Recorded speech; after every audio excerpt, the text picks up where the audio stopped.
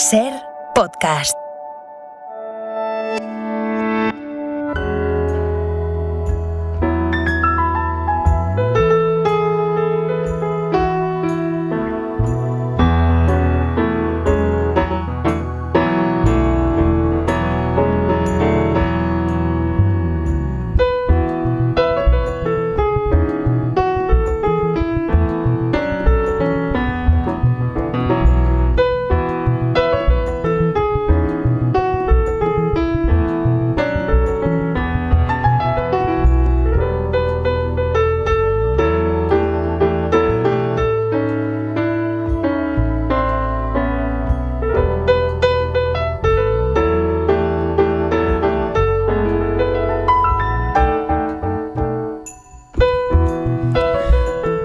Con el corresponsal del País en París, con Marc Bassets. ¿Cómo estás, Marc? Buenos días.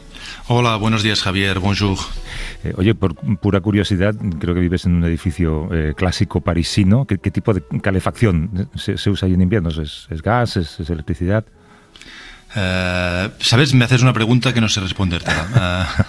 Es una calefacción centralizada, pero no sabría responderte. La semana que viene voy a informarme y la semana que viene te doy con detalle todos los detalles de la calefacción del edificio donde vivo. Claro, porque estamos hablando... Es un edificio moderno, ¿eh? Es un edificio en una zona o sea, en París dominan los edificios del siglo XIX, principios del XX, pero mi edificio es de los años 70, 80. Es que estuve leyendo esta semana sobre la paradoja de que Francia, que yo creo que es el tercer productor de energía nuclear del mundo, creo, o segundo, no me acuerdo, tú lo sabrás mejor. Segundo. Ha pasado de ser exportador a importador de energía. Sí, porque hay un problema grave en el parque nuclear francés. Casi la mitad de los reactores nucleares franceses están parados por reparaciones y unos problemas de corrosión que encontraron en las tuberías. Esto desde antes del verano, pero no se han arreglado todavía. Y justo cuando más se necesita la energía nuclear francesa, que es fundamental para el funcionamiento de Francia y para Europa, porque exporta mucho, pues justo cuando más se necesita en plena crisis energética, resulta que no funcionan los reactores, y esto supone un problema para Francia y para Europa. Energía que exporta también a España, por cierto. También a España, y ahora Francia, esta es la gran paradoja, está importando de España electricidad. Oye, empezamos, que tenemos a alguien esperando, venga.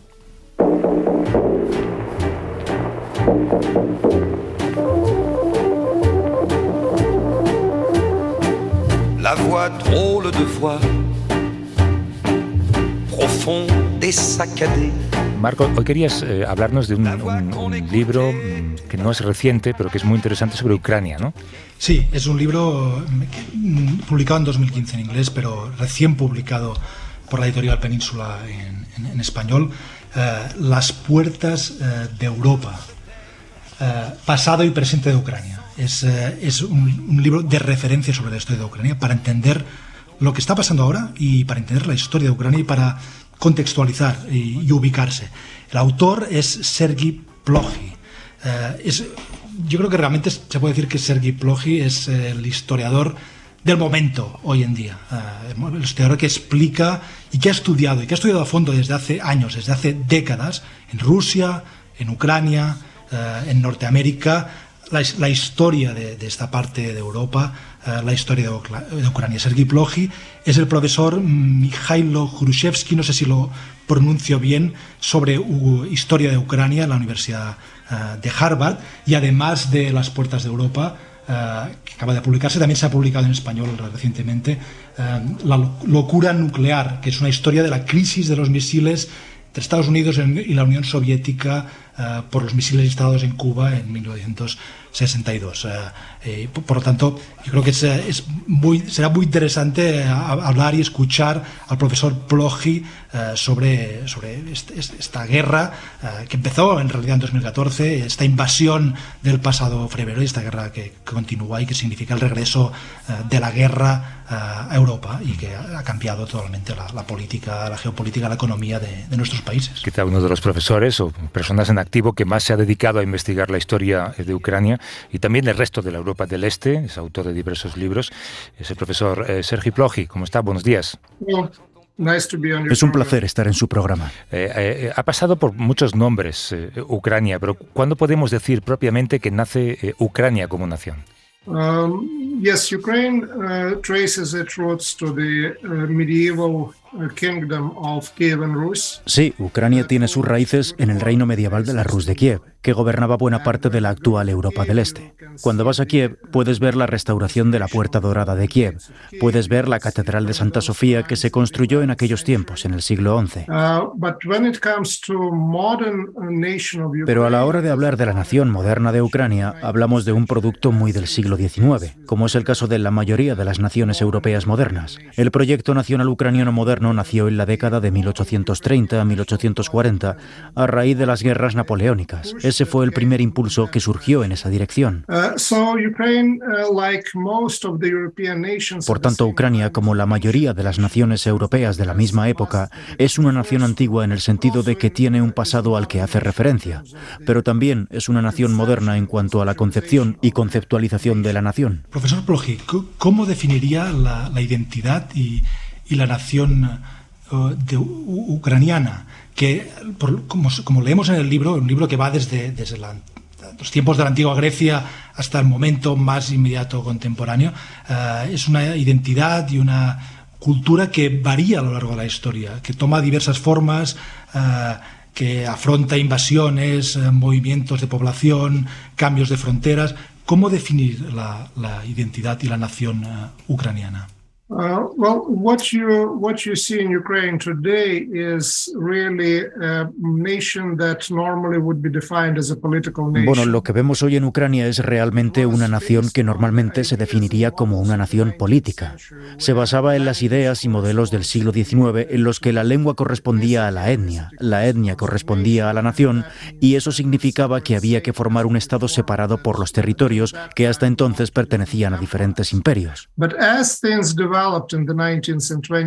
Pero con el desarrollo de los acontecimientos durante los siglos XIX y XX, lo que vemos hoy es un territorio de Ucrania más o menos definido sobre esa base del siglo XIX y una población que habla más de un idioma. En este caso concreto, la mayoría de los ucranianos hablan ucraniano y en las regiones del este y del sur se habla el idioma ruso. En la historia de Ucrania, además, han coexistido importantes minorías, como los judíos, los polacos, los tártaros de Crimea y demás. Así que lo que vemos hoy en Ucrania es una nación política en la que la lealtad a las instituciones del país, a la integridad del país, no está directamente ligada a la lengua. La lengua ucraniana desempeña un papel muy importante como lengua estatal, como símbolo de Ucrania y de la independencia ucraniana. Pero los ucranianos hablan tanto ucraniano como ruso. Y según mi experiencia, este es el único país en el que realmente puedes hablar cualquiera de las dos lenguas y te entenderán y no te discriminarán de ninguna manera. De modo que ese es el fenómeno de la Ucrania actual. Es muy interesante. Y en el terreno más de las emociones entre Ucrania y Rusia, junto con el resto de estados que conformaron la Unión Soviética, ¿cómo ha evolucionado la manera en la que los países se miran entre sí? ¿Cómo se ve Rusia desde Ucrania? ¿Cómo se ve Ucrania desde Rusia? Ukraine played an extremely important role in the dissolution of the Soviet Union back in 1991. Ucrania desempeñó un papel muy importante en la disolución de la Unión Soviética en 1991.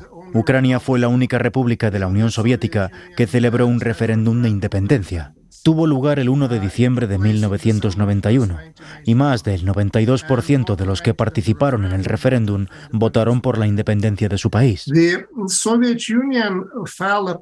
La Unión Soviética se desmoronó una semana después del referéndum ucraniano. Fue disuelta por los líderes de Rusia, Ucrania y Bielorrusia. Esa conexión entre el referéndum ucraniano y la disolución de la Unión Soviética se debía a que Ucrania era la segunda república soviética más grande después de Rusia. Y sin Ucrania, Rusia no estaba interesada en la continuación del proyecto soviético.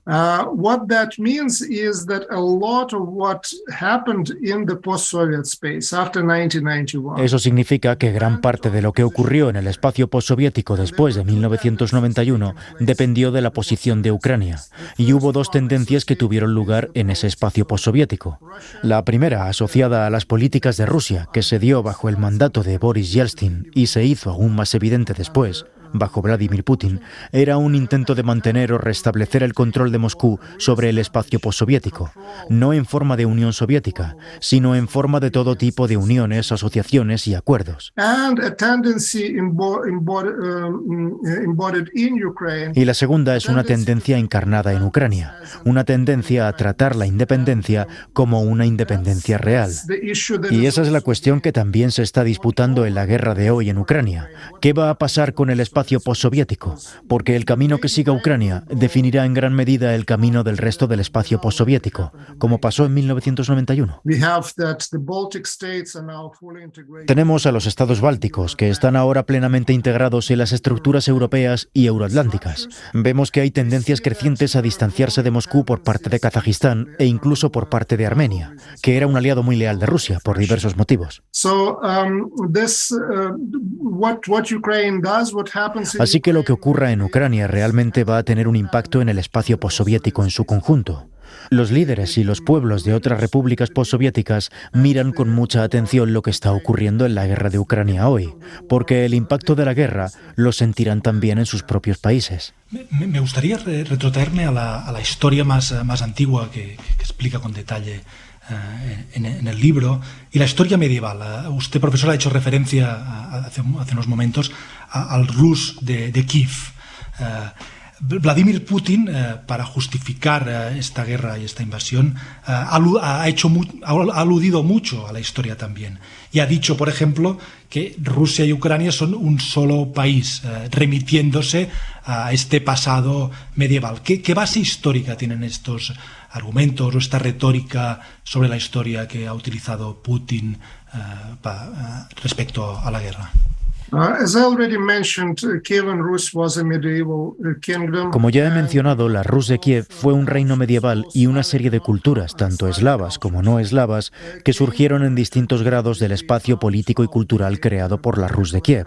Rusia es ciertamente una de ellas. Lo que estamos viendo hoy es en muchos aspectos un intento por parte de Rusia de reivindicar unilateralmente el legado de la Rus de Kiev. En 2015 se erigió una enorme estatua al príncipe Volodymyr o príncipe Vladimir de Kiev en el centro de Moscú. Resulta que también es homónimo de Vladimir Putin, pero este gesto ha aportado un significado nuevo a ese desarrollo. Se trata de una reivindicación del legado de Kiev y de la Rus de Kiev. Sería como si los líderes modernos de Francia o de España intentaran construir un monumento a uno de los emperadores romanos y en ese sentido reclamaran la gloria y el legado de Roma. Ahora bien, ese es un aspecto.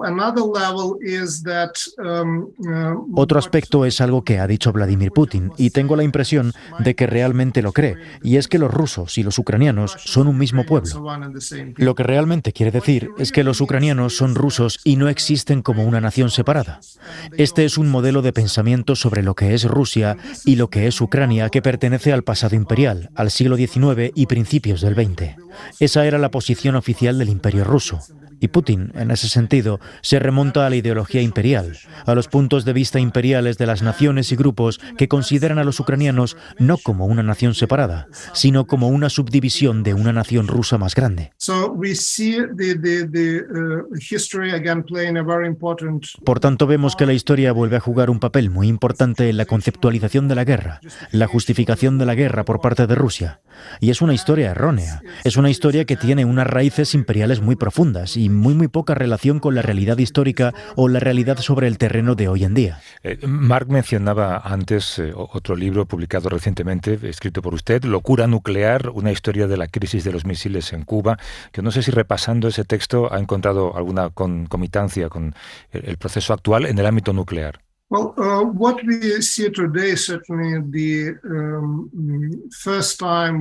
Ciertamente estamos viendo la primera vez desde la crisis de los misiles de Cuba en la que se hacen amenazas nucleares y se habla de la posibilidad del uso de las armas nucleares. La última vez en la historia que ocurrió algo así fue en 1962. Ahora bien, dicho esto, desde luego hay grandes diferencias también entre lo que ocurrió en 1962 y lo que está ocurriendo hoy. La diferencia es que la amenaza de Rusia con las armas nucleares está vinculada al deseo no de reclamar nuevos territorios como ocurrió con Cuba, de entrar en el nuevo hemisferio, sino al intento de restaurar su antiguo estatus soviético imperial y su control sobre el territorio que una vez perteneció a los zares rusos. Así que lo que vemos aquí de manera muy clara es una guerra de sucesión, es una guerra que no es particularmente nueva para el mundo, es el tipo de guerra que se da como resultado de la desintegración de los imperios. Es una historia muy imperial en ese sentido, de modo que hay paralelismos con 1962 a nivel de las armas nucleares, pero también hay paralelismos con muchos desarrollos en el espacio imperial o posimperial del siglo XIX y XX en general. Hay lecciones que se pueden sacar de la crisis de los misiles del año 62.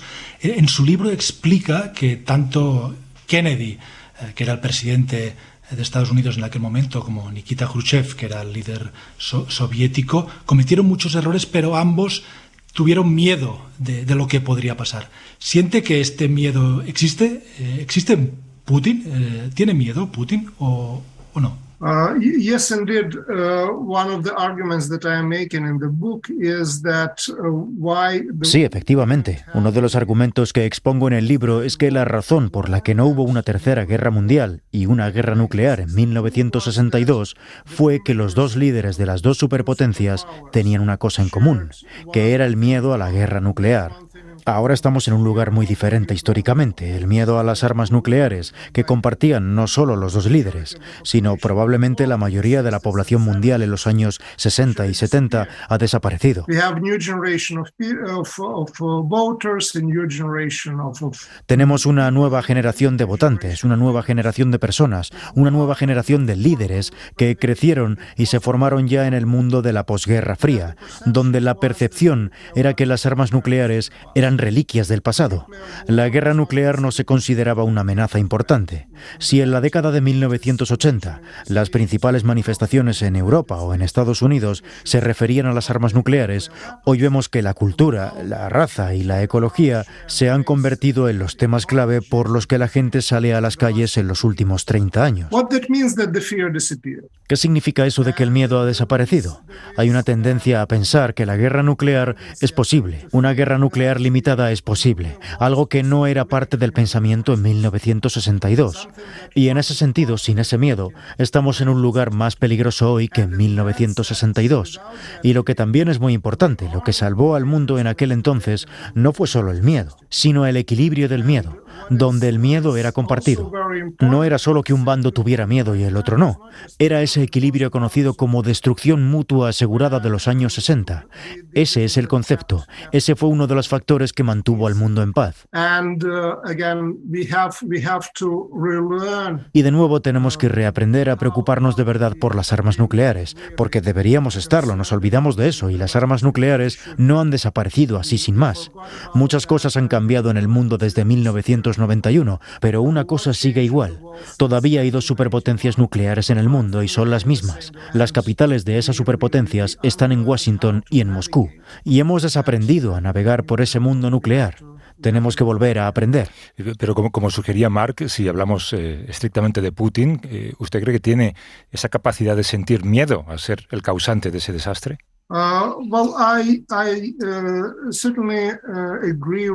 Bueno, he de decir que estoy de acuerdo con lo que dijo el presidente Joe Biden hace unas semanas cuando caracterizó a Putin. Y él está en una posición mucho mejor que yo para decirlo, dado que se ha reunido con Putin en más de una ocasión.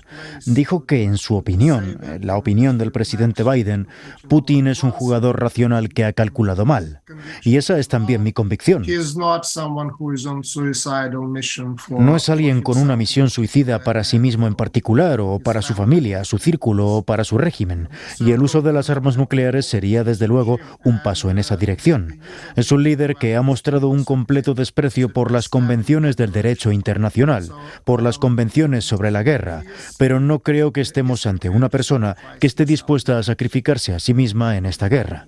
Profesor Plokhy, usted ha trabajado también y ha investigado y publicado un libro sobre el accidente nuclear de Chernóbil en 1986.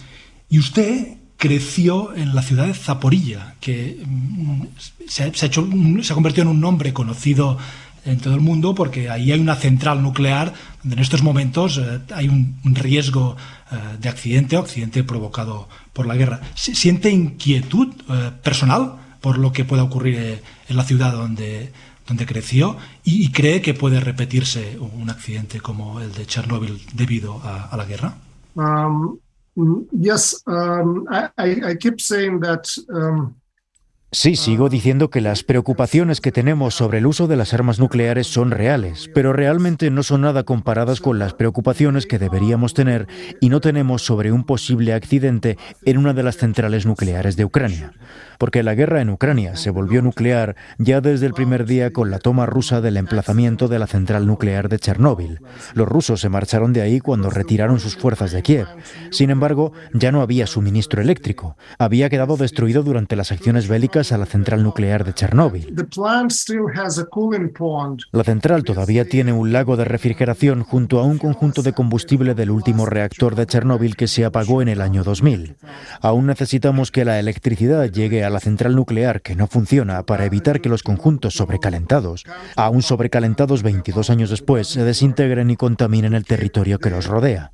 Y esa es la principal preocupación ahora con la central nuclear de Zaporilla. Y esa es la principal preocupación también con las otras 3 centrales nucleares que quedan en Ucrania. The last mass missile attack by Russia actually cut off electricity to those nuclear power plants. El último ataque masivo de misiles por parte de Rusia cortó el suministro de electricidad a esas centrales nucleares. ¿Por qué es tan importante? Es importante en el caso de la central nuclear de Zaporilla porque ya no funciona.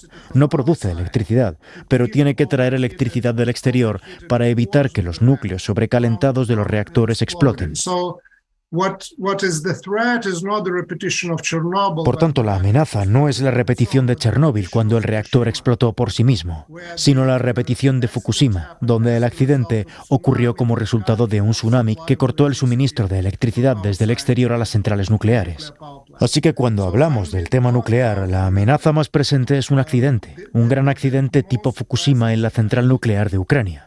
Y ni siquiera hay que accionar el propio reactor para que ocurra. Basta con cortar el suministro de electricidad a lugares como Zaporilla. Esa es mi principal preocupación cuando se trata de la amenaza nuclear. No es siquiera el propio uso de las armas nucleares, sino ese tipo de cosas. Un escenario terrible. Una última cuestión, y además sabemos que a un historiador no le gusta nada hablar del futuro, pero ¿cómo cree que la historia juzgará el comportamiento y las acciones de Zelensky?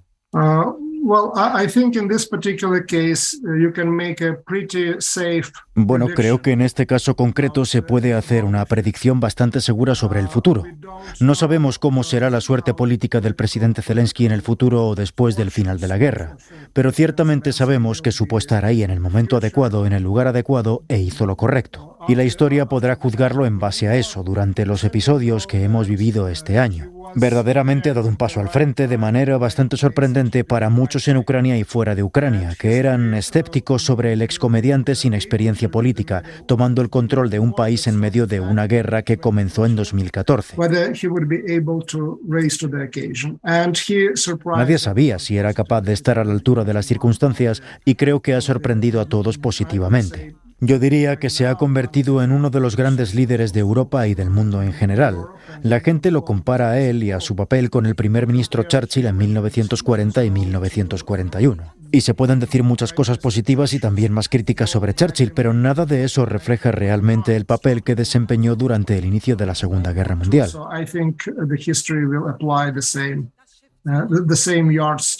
Así que creo que la historia aplicará la misma vara de medir para analizar las acciones del presidente Zelensky este año, el año 2022. Hemos hablado con el historiador Sergei Plokhy, que es director del Instituto de Investigación de Ucrania en la Universidad de Harvard, donde también da clases. Si hay que leer un libro para entender lo que está ocurriendo hoy en ese país, ese libro es Las puertas de Europa, pasado y presente de Ucrania, publicado por Península.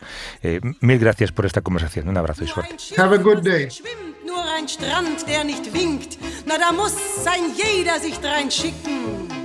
Na also, goodbye, da hört man auf einmal keine großen Reden mehr, da sind sie auf einmal alle ganz klein. Mar, yo creo que hay muchos elementos para la reflexión en esta conversación, ¿no? Sí, mucho material y yo creo que es muy importante conocer la historia para entender el presente. Y Sergi Plokhý lo explica de maravilla en su libro y creo que en esta conversación también ha dado material para reflexión, como dices.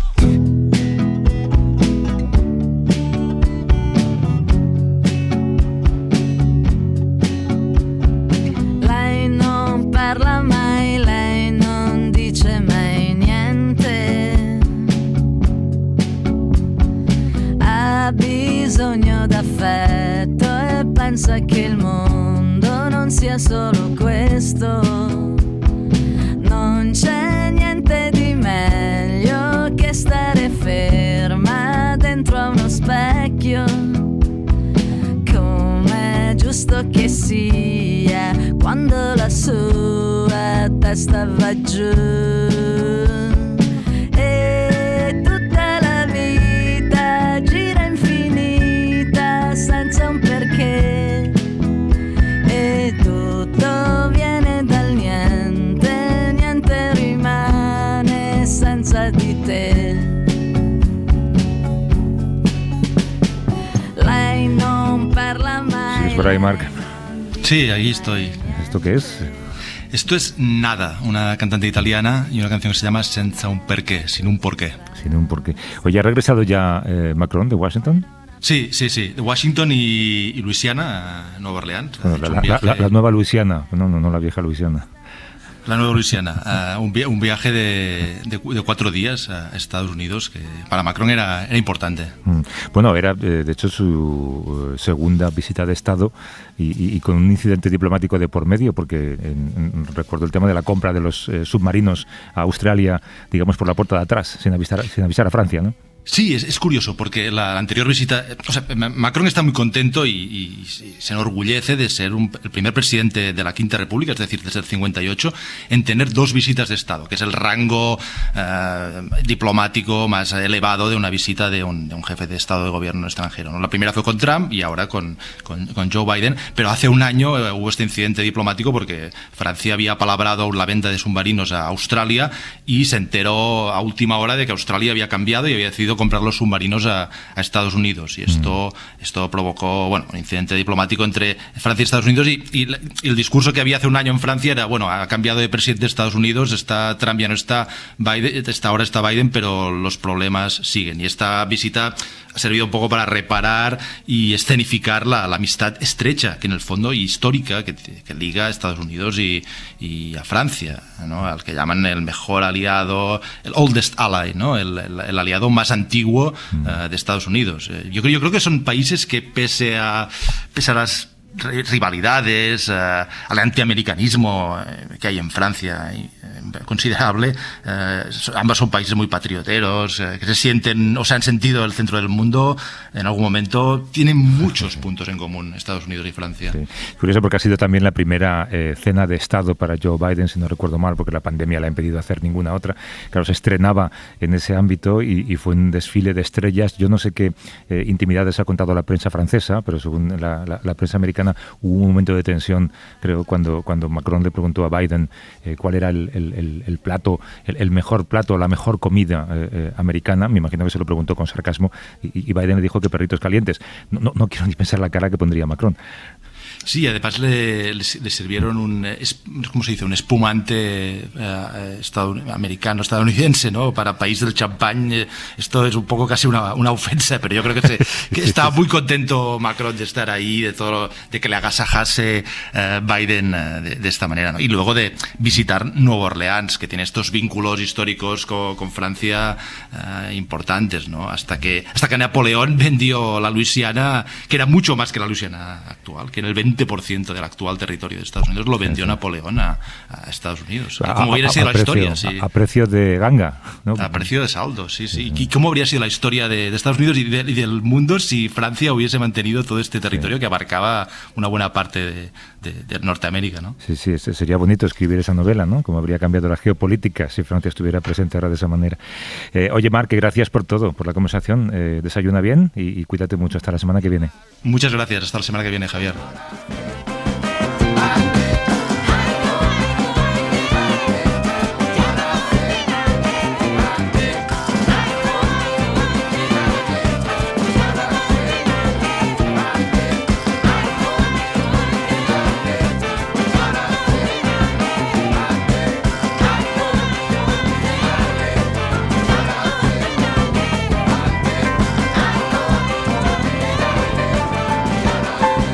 Para no perderte ningún episodio, síguenos en la aplicación o la web de la SER, Podium Podcast o tu plataforma de audio favorita. Cadena SER. La radio.